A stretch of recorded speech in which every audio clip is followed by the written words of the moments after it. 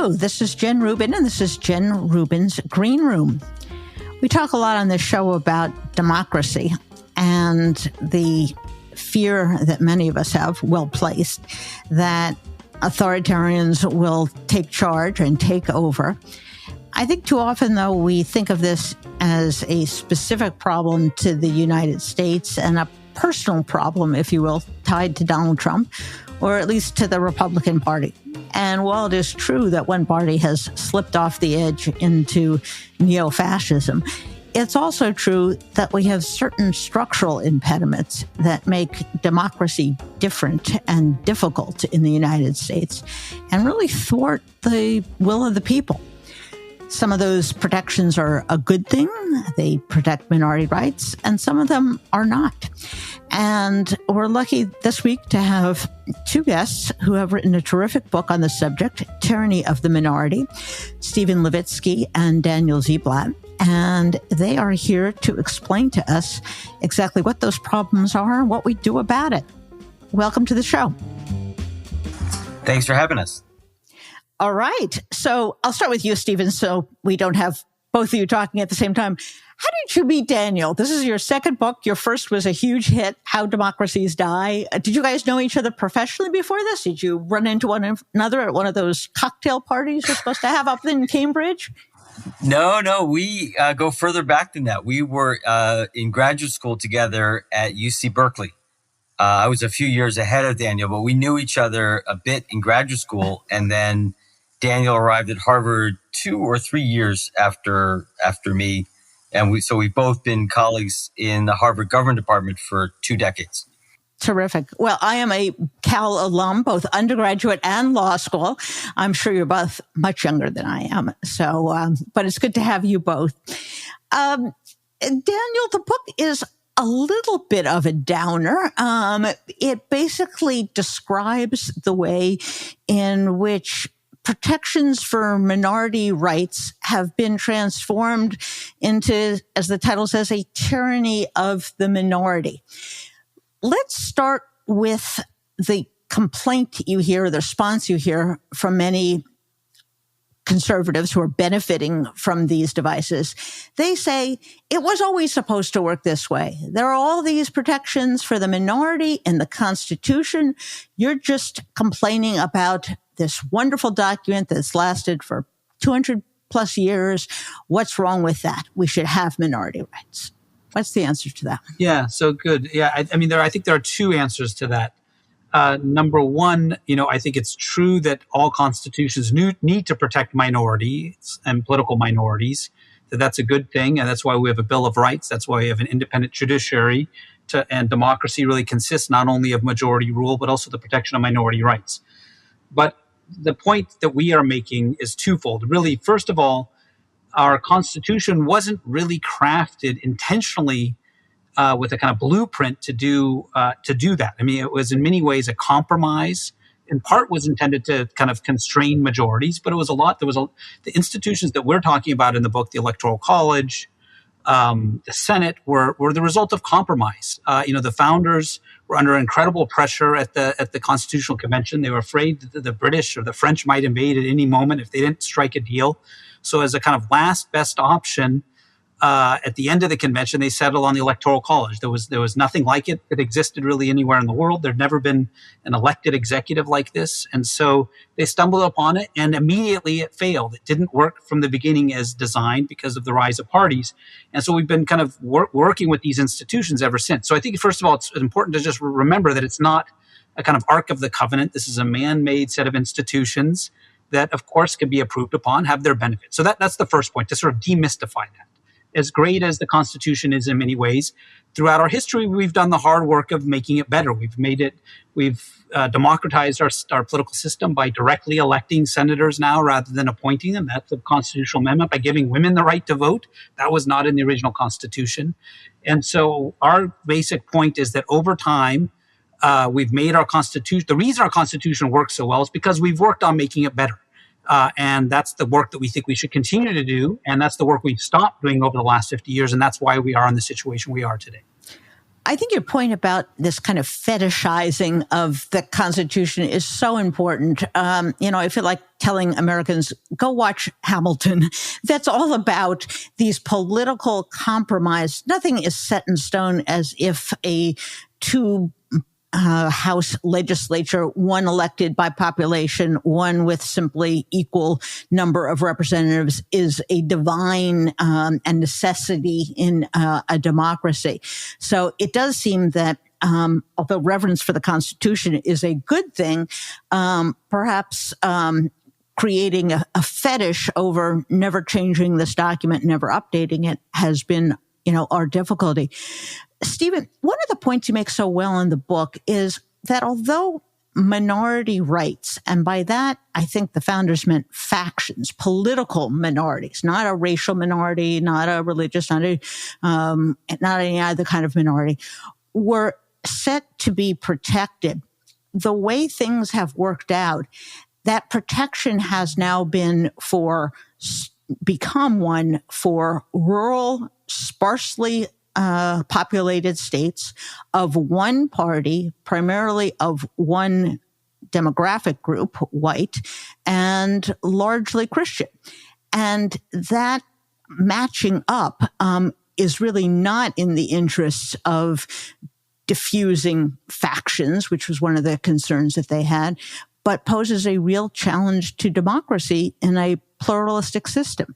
How did those protections for political minorities, for factions, migrate into sort of a keep employing Republicans long after they have lost the majority and no longer support the things that most Americans want? Well, I should preface this by saying this is not the fault of the Republicans. They're benefiting. They didn't design this advantage. They can't blame the Republicans for this.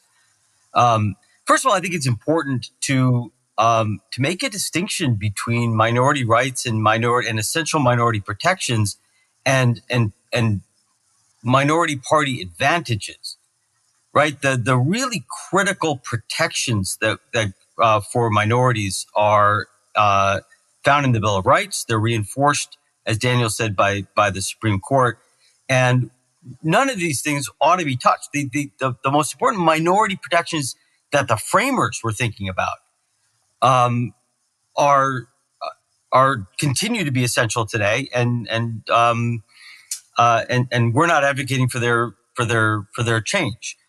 Most importantly, minority parties need guarantees that that temporary majority, whoever wins the presidency, whoever wins a majority in state house or in the legislature, doesn't have the power to legislate them out of existence, to change the political rules of the game that either threaten their individual rights or their right to compete as a party, right? That's why we have a bicameral legislature. That's why we have an independent judiciary. That's why we have a Bill of Rights. And it's why the Constitution is very difficult to reform. The advantages that you were referring to and that we discussed in the book are primarily a product of the electoral system and the structure of the U.S. Senate, which was not about ever protecting partisan minorities. It was about Delaware's insistence that it get the same representation as Virginia and Pennsylvania and larger states, right? The equal representation in the Senate was a demand of small states at a time when the interest of states, not parties or factions or particular ideologies or social classes, but states. People thought it would be Delaware against Virginia. That was one of the primary cleavages at the time. Delaware insisted that it get equal representation, and was willing to walk out of the convention to defend it. Eventually, as Daniel said, got it. So we got a Senate where every state has equal representation. At the time, there were no big urban areas, so the urban-rural divide was not what it is today. But 230 plus years later, the states of Texas and Florida and California are much, much, much bigger, unimaginably bigger than Wyoming and Vermont and North Dakota. And so that creates a very, very disproportionate Senate. And it also weighs on in how the Electoral College functions. It allows for the loser of a presidential vote to become president. So the reforms that we're talking about are not about minority party protections at all, but basic fairness. Like, very few people think that the loser of a presidential election should win the presidency. Very, very quickly to why the electoral rules that were designed more than 200 years ago benefit one party. For most of our history, so our electoral system is always overrepresented sparsely populated territories. That has been a constant in U.S. history. So that's always been, good for Vermont and bad for California, as long as those have been states.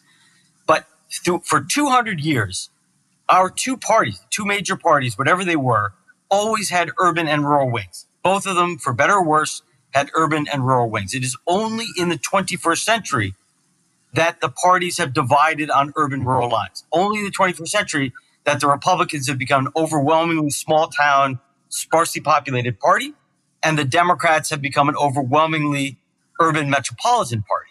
And so for the first time, our rules are biased not just against cities and in favor of more sparsely populated territories, but they're biased in favor of one party against another. And that is going to get us into trouble. Daniel, Republicans would say, and even some Democrats would say, well, the solution is Democrats just must appeal to people in those rural states. This is a fixable problem without moving the structural pieces around, because Democrats used to appeal to people in, the hot upper mountain states and the Midwest, and they can do it again. Now, that does not solve, and we'll get to that in a moment, the gerrymandering issue and the both the state and federal level. But what is the response to that? Why isn't this fixable simply by political innovation and expansion on the Democrats' part? Well, I think in the short run, certainly that is the case. The Democrats should do all they can. I mean, that's the nature of electoral politics, that both parties should try to win majorities, try to win elections. And if you think the Democrats are the party that is going to do the things that you want, then you should vote for them. And they should be innovative and reaching new voters. The problem is we live in a democracy in which both parties need to be able to win. And, you need to have at least two parties that can win majorities. And currently we're in a situation where one party is not capable of winning national majorities, at least in presidential elections. The Republicans have only won the popular vote for the presidency one time since 1988. And so our concern is one of our concerns is what effect this is actually having on the Republican Party. And so we call this constitutional protectionism. Because the Republican Party doesn't have to win majorities, it can win power without winning majorities. It doesn't do what normal political parties do when they lose. Normal political parties do the same thing that the British Labour Party did after many years in the wilderness, after Margaret Thatcher was in power for over a decade, and the Tories were in power over a decade. They had to regroup. They came up with a new ideology. They came up with new faces, and they won, and they ran again, and they won. The Democratic Party under Bill Clinton, after many years out of power, revamped. They came up with a new ideology, and they had to reach new voters. This is how democracy is supposed to work. In our current situation, because the Republican Party can win power without winning majorities at the national level, they don't do this. And instead what they do, especially because they're under great pressure from their base, is they've doubled down on their ideology. And so we now have two parties, one party, the Democratic Party, very diverse party that can win national majorities, another party that can't. And when it loses, what it does is it attacks the Congress in January 6, 2021. If it could win majorities, it wouldn't have to resort to this. And so this is poisoning our political system. So this is one major reason why we think this is a problem. There's other problems, though, I should say. Now, part of, I think, what has happened here is we had a core of minority protections built into the Constitution. You've listed a couple of them: the Senate, the Electoral College, which in some ways is just a function of the Senate since those states are overrepresented. But we seem to have put minority accoutrements on top of them. It's like barnacles. They've grown and grown and grown. So in the Senate, you now have the filibuster. That wasn't in the Constitution. That's a minority of a minority. You now have a single senator with the ability to hold up every single military appointment. that's certainly not in the Constitution. So how did these other sort of minority accoutrements, these barnacles of minority power, Stephen, get fixed in place? And why did Democrats ever think this was a good idea? Or have they sort of become attached to them because they fear, oh, we'll be in the minority one day and we need all of these ridiculous minority levers of power? Well, I think your last point answers the question about Democrats and why they were behind it. But you're absolutely right. Not only are these I'm going to focus primarily on the filibuster, but not only are these rules not in the Constitution, but there's pretty good evidence that our smartest founders were directly opposed to the idea of creating supermajority rules for regular legislation. They had, in particular, Hamilton was militantly opposed because of the experience of the Articles of Confederation, looking over at what had happened in the late 18th century in Poland, where they had extreme version of minority veto in their parliament, and so our framers themselves didn't think that you'd need a supermajority rule to pass regular legislation.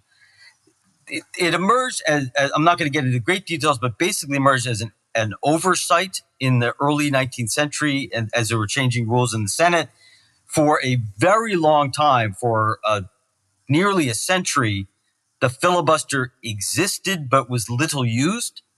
It was little used in part because the parties were internally diverse. They were very heterogeneous. They were not very disciplined. And so the stakes, you rarely had partisan minority or majorities imposing themselves over majorities. So you didn't need this sort of minority protection the same way. The filibuster only really took off in the 20th century and only became a routine feature of politics. Even in the mid 20th century, it was only used in sort of emergency situations, primarily, in fact, by opponents of civil rights legislation to slow down or block legislation. But it's only in the 70s, 80s, and 90s that the filibuster gradually becomes something that's used in every single piece of legislation. So, and really in the 21st century becomes an afterthought. It becomes a true 60-vote rule. So politicians for most of our history used the filibuster with restraint, did not make use of the filibuster to block majorities because the stakes of politics were considered relatively low, and it was not a routine feature of politics. Only in the last few decades that the filibuster has become a truly an everyday part of our legislation, a truly supermajority rule. Can I add one thing to this, which is that, so all democracies have suffered from this problem, which is that they're, very in the late 19th century, all democracies kind of came upon this problem that people could block legislation through these means. And so what happened over the course of the 19th century into the 20th centuries is most democracies, including the United States, introduced rules to prevent this from happening. And in a way, what we've done is we've kind of hung on to the kind of old system, or it's kind of reemerged late in the 20th century into the 21st century when other democracies have abandoned this. And some, Iceland, we described in the book, was a place that had a strong filibuster until recently. But most places have essentially abandoned this, realizing that this makes politics so dysfunctional that essentially it undermines everybody's interests. And so in this sense, we remain an outlier. And unfortunately is still used with most frequency when it comes to things like civil rights, the reauthorization of the Voting Rights Act, the commission to study the January 6th insurrection, and for a while, at least for judges, now they've gone to a majority structure. And if I could just say one more thing, I mean, it's that this is also often framed in terms of minority rights, but there's nothing in democratic theory or democratic practice elsewhere that says that a minority of 41 has the right to systematically and permanently thwart a majority of 59 in the legislature. No other democracy allows that. And in fact, we don't have a democracy, and many people are disturbed that our democracy doesn't function because you have huge majorities in favor of certain things and they don't get done.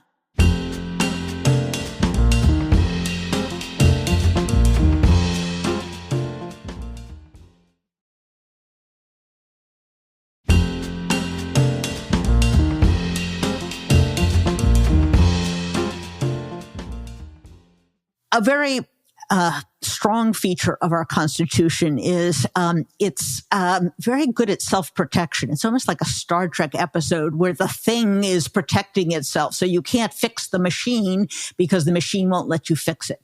It's very hard to change our Constitution.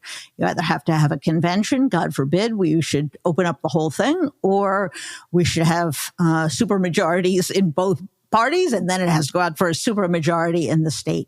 So how do you get reform? How do you affect the electoral college? How do you get term limits for judges? How do you get a Senate that is perhaps less heavily tilted towards rural, sparsely populated states?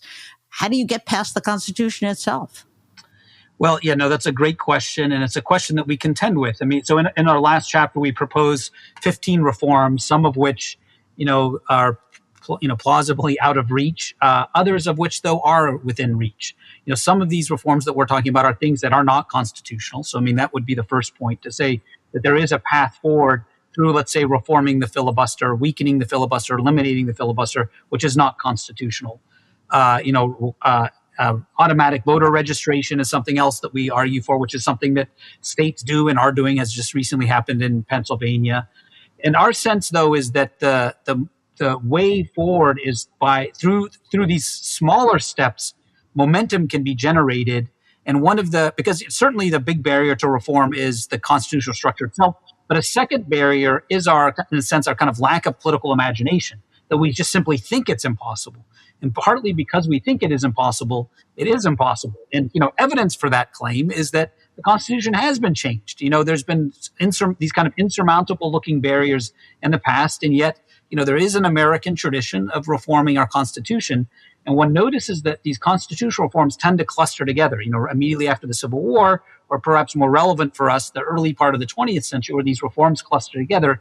I think part of the explanation for that is that, once one reform happens, momentum can be generated and people begin to think, our imagination is reignited. We're reminded this is part of our tradition and that it is possible to carry out reform. One of the biggest barriers is it's a kind of self-fulfilling prophecy to think, well, nothing is possible, so we won't even try. And it's really not even really in polite company to even talk about this kind of stuff. And that's essentially part of the kind of taboo, in a sense, that we're trying to break. Do you guys have a view on the interstate popular vote compact? That's a sort of arrangement by which the states would agree to award their electoral votes to the winner of the national popular vote. Do you think that's feasible? Do you think there's momentum? Is that one of those temporary fixes we might get, Stephen?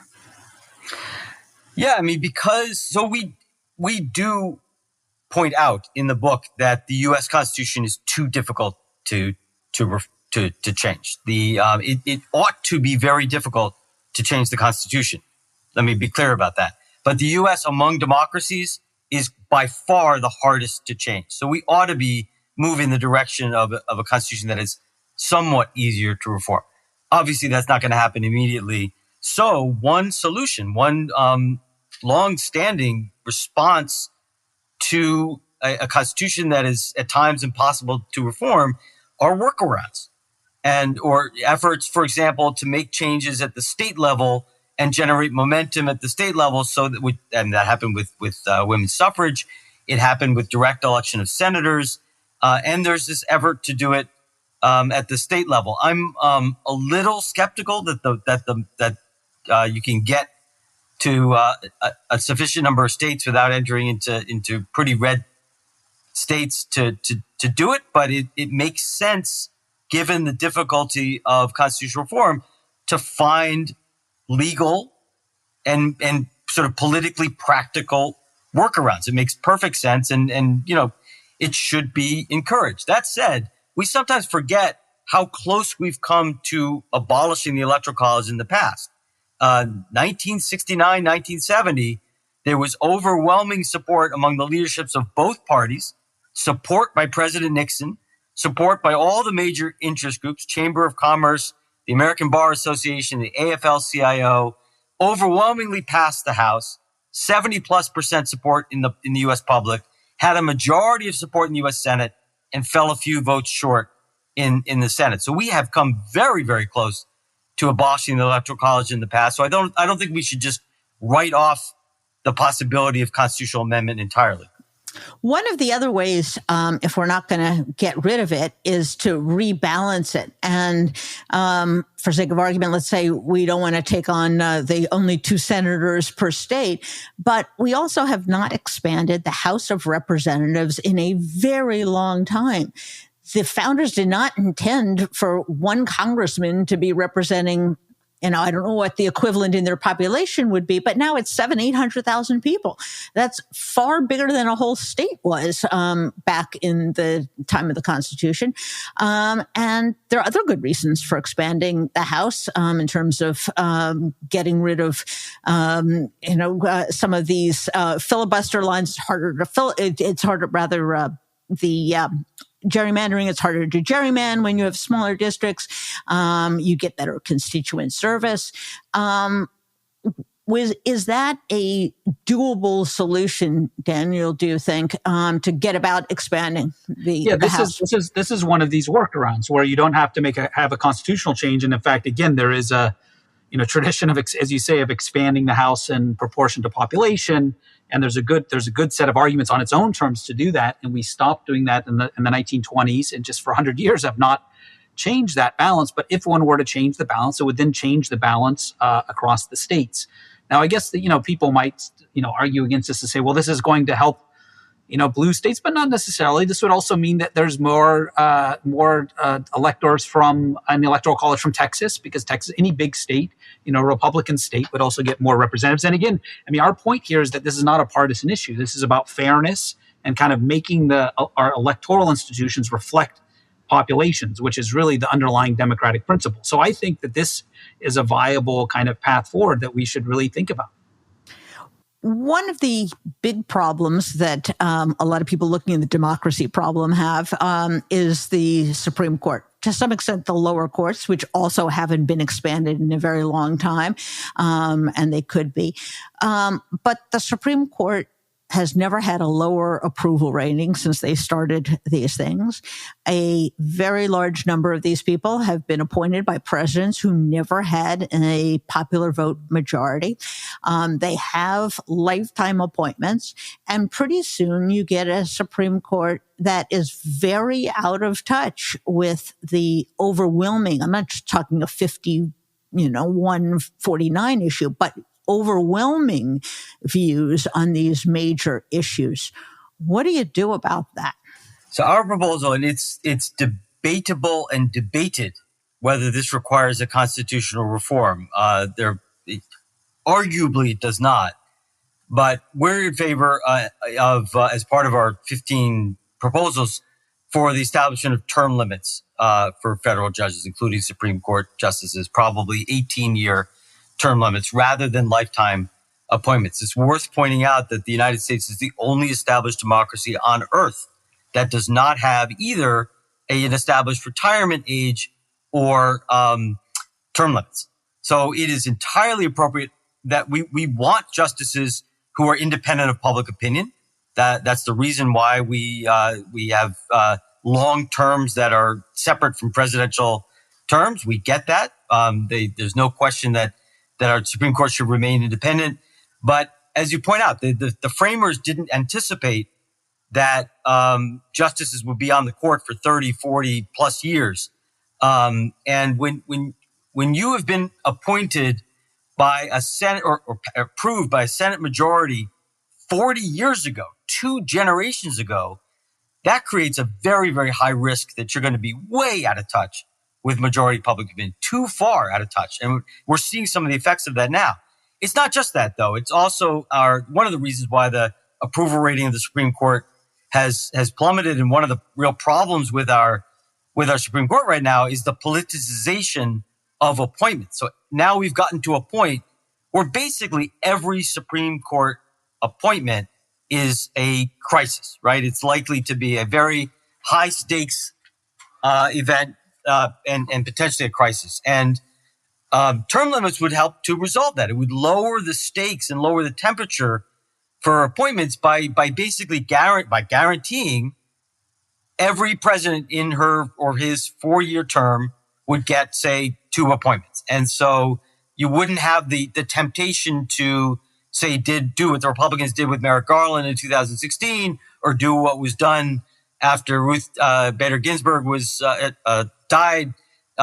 You'd have a much more routinized, much lower stakes process. So with term limits, you get justices who are at least slightly more in touch with that generation's public opinion, and you can kind of diffuse and avoid the kind of pretty serious institutional crisis that we've begun to slip in every single Supreme Court appointment.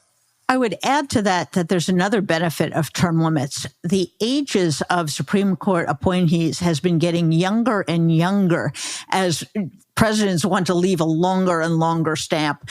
I happen to think that it's good to have a little bit more experience before you get on the Supreme Court. And it's now unthinkable that a 60-year-old would get appointed. You're throwing away 10 good years of whatever this justice may, hold on to. So that's a pretty powerful argument for some kind of term limits.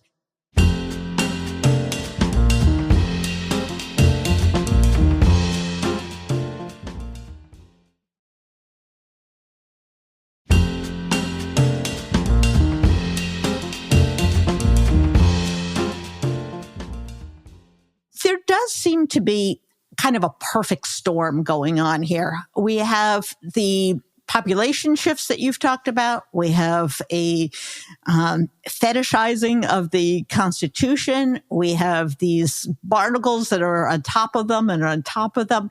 And we also have one of those political parties that has gotten, I think by historical standards, very extreme. You can argue that it's because they don't have to be unextreme, that they can keep doubling down and doubling down. But would any of these projects be attainable so long as you have a party that is fundamentally opposed to democracy? They come out and say it. They say, we don't want people voting. We don't want all those people voting. Only certain people should be voting. We're in favor of less voting. So how do you begin the process of structural change so long as you have a party that is so ideologically opposed to democracy, frankly? So in our book, we do provide these criteria to kind of justify that sense that there's an abandoning of democracy, and our criteria are very straightforward, which are, does a party accept election losses, win or lose? Do they not use violence to gain power and to hold on to power? And then very critically, do the mainstream politicians distance themselves from allies who might violate those two first rules? And on those three dimensions, the Republican Party, as you say, is overrun by elements that have seemed to abandon democracy. So the question then, as you say, is, well, how do we get out of this bind? And, this is certainly a dilemma of sorts, but we really do think that, over the long run, in the short run, Democrats need to win. I mean, that sort of comes back to your initial point. Democrats need to win.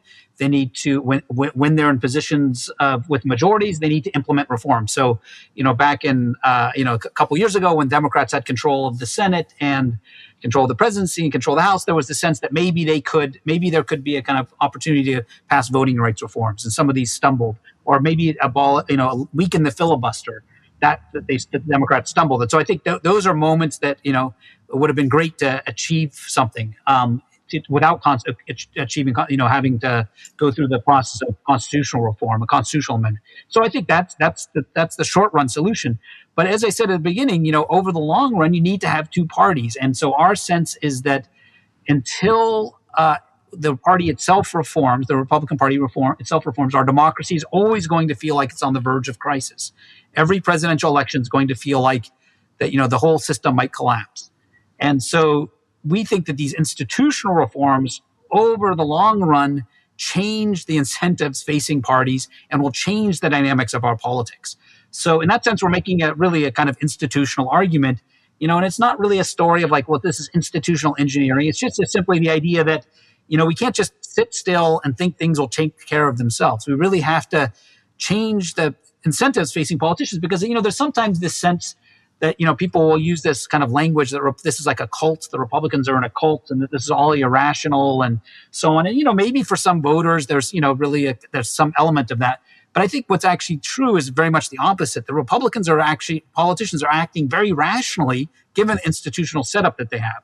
And so one of our interviews for our research for this book, we asked a political operative, during presidential campaigns, when you were advising Republican presidential candidates, did you ever think about winning the popular vote? And he just laughed at us and said, of course not.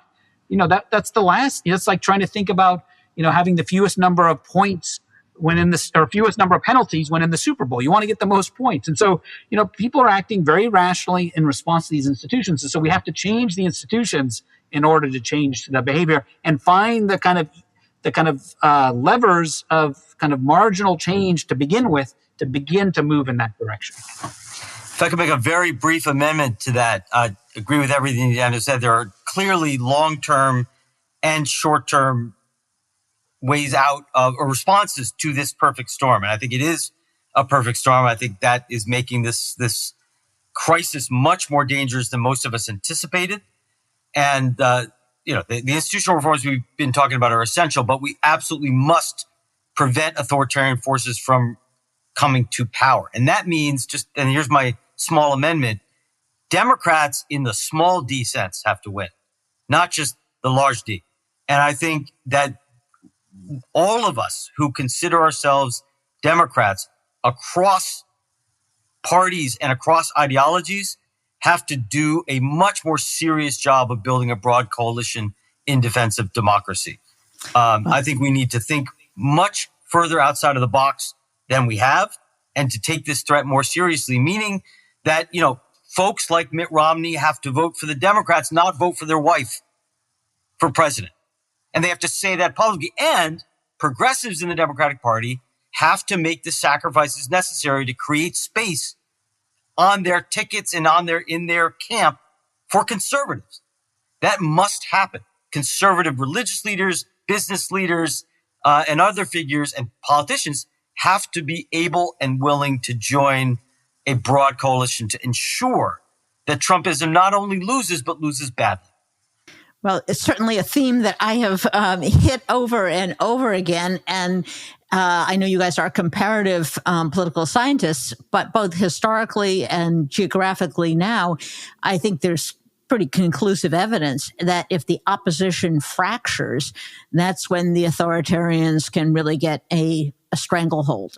If you're depressed and demoralized, like in Hungary after Orban's initial election, you kind of feed the sense, first of all, that you need a strong man to keep things in check. And secondly, you prevent alliances that are necessary in order to defeat the authoritarian figures.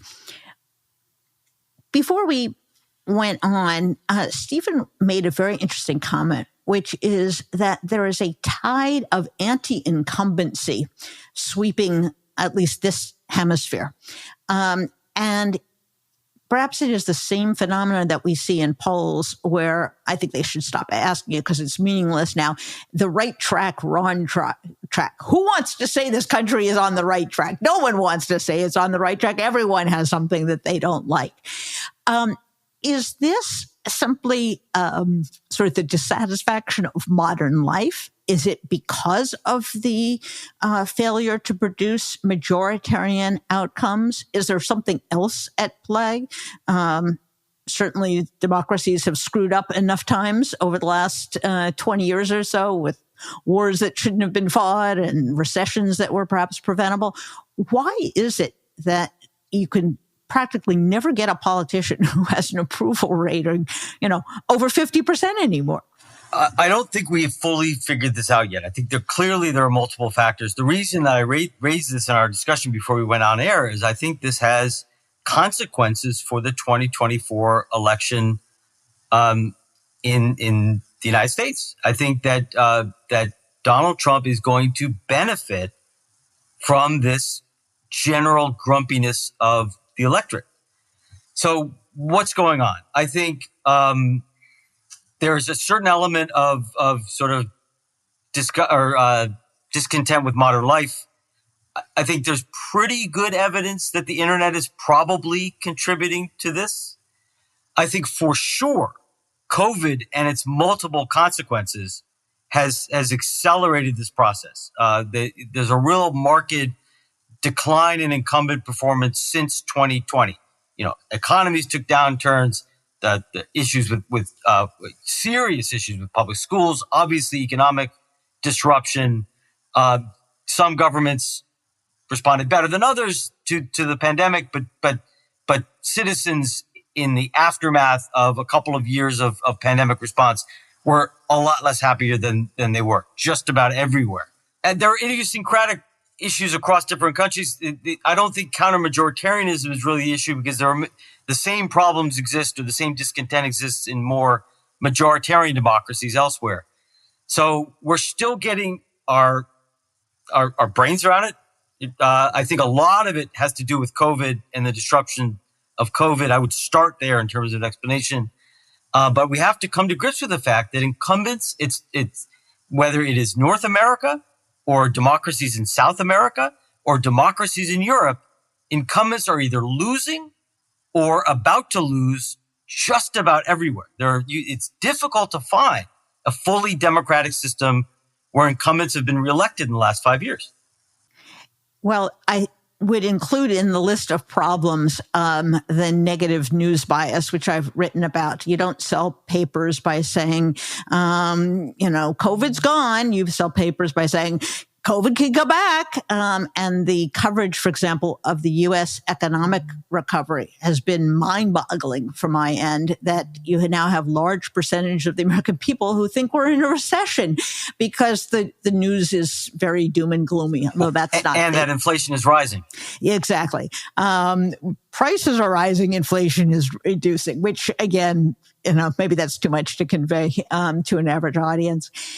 As we reach the end of our time, where would you like to start? In other words, if you could say to lawmakers, to voters, here's a good place to begin the process of grabbing back our democracy, where would each of you start?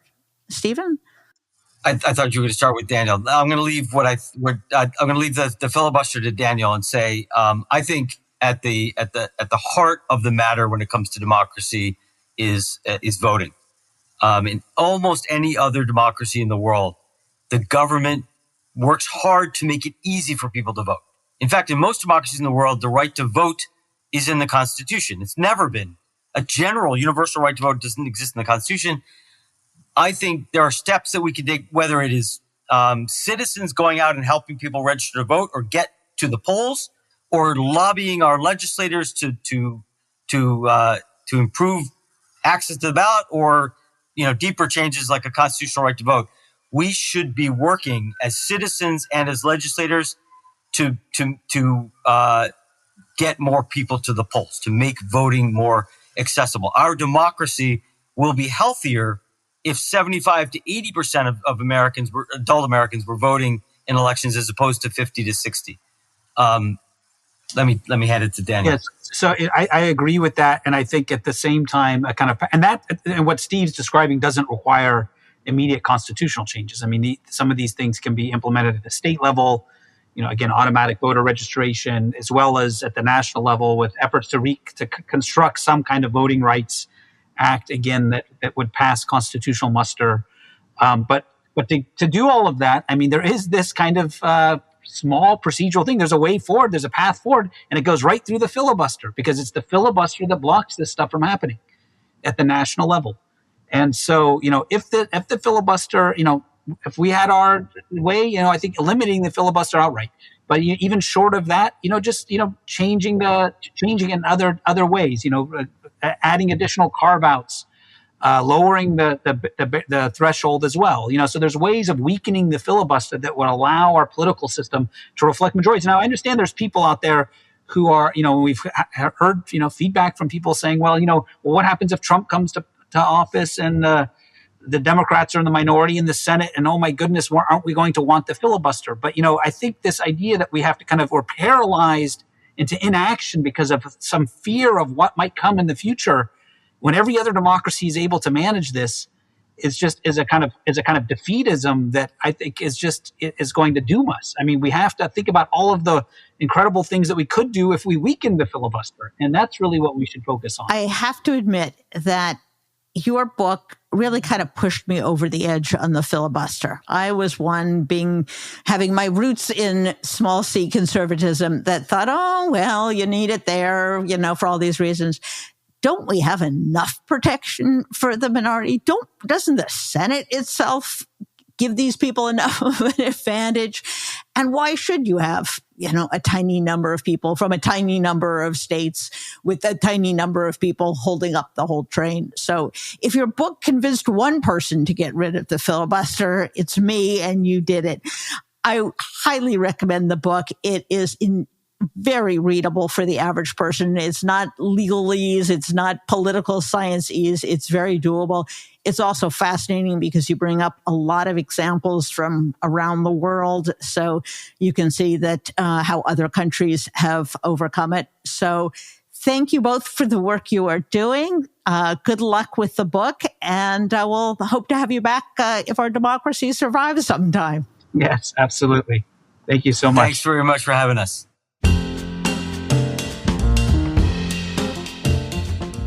And that was Stephen Levitsky and Daniel Ziblatt. Really a fascinating discussion, not on my part, but on their part, having to do with how we have gotten ourselves into this fix where a small segment of the American electorate that happens to be white, Christian, older, rural, has got such a grip on the American political system. For a while, I thought this was going to pass with time. This generation will age out. Younger people are more diverse, are more open, are more concerned about things like the environment. But a few things that they said give me pause. And the main one is that when you set up a set of incentives that the party has no reason to reach out to a more diverse electorate, you're giving them an incentive to hang on for dear life to these little barnacles that they've attached to our Constitution, then even a generational change may not be enough. You really do need some kind of structural change. And I think the other takeaway, at least for me, is that Democrats have to be more bold. Not bold necessarily on policy, but it was a shame that they could not figure out how to get past the filibuster when they had the Senate, the House, and the White House. They could have used it for tremendously positive aims, not necessarily Democratic policy objectives, but, for example, getting voting rights for the District of Columbia, having easier access to the ballot, having a guaranteed period of early voting. These structural changes that allow more people to vote and more people to have access to the ballot was really frittered away because Democrats did not have the nerve to overthrow the filibuster. And I would say to Democratic voters, to independent voters, to Republicans who are thinking of voting for Democrats, that in the Senate elections upcoming, you should demand from those Democrats who are running that they make a pledge to adjust the filibuster. Perhaps they don't need to get rid of it entirely, but we cannot have a system in which voting itself is held hostage to a minority of a minority, that 41 senators from primarily rural, lowly populated states can prevent people from voting. Because as I said, voting is the essence of our democracy. If we wanted to have minority rule, we wouldn't make such a to-do about democracy. We wouldn't go around the world lecturing people that they have to have the people's voice. We wouldn't make a big deal of elections in which we say promises made, promises kept. The whole system depends on the legitimacy of a democratic society and a democratic electorate. And I would add one thing. We have millions and millions of voters who have been permanently disqualified because states do not allow former felons who have paid their debt, who have fulfilled all of the terms of their sentence, their probation period, paid whatever fines, are not allowed to vote. And that is millions of people. And when you think about how close some of our elections are, that's the difference between winning and losing. So when we go looking for democratic reforms, restoring the franchise to people who have otherwise earned it is a good place to begin.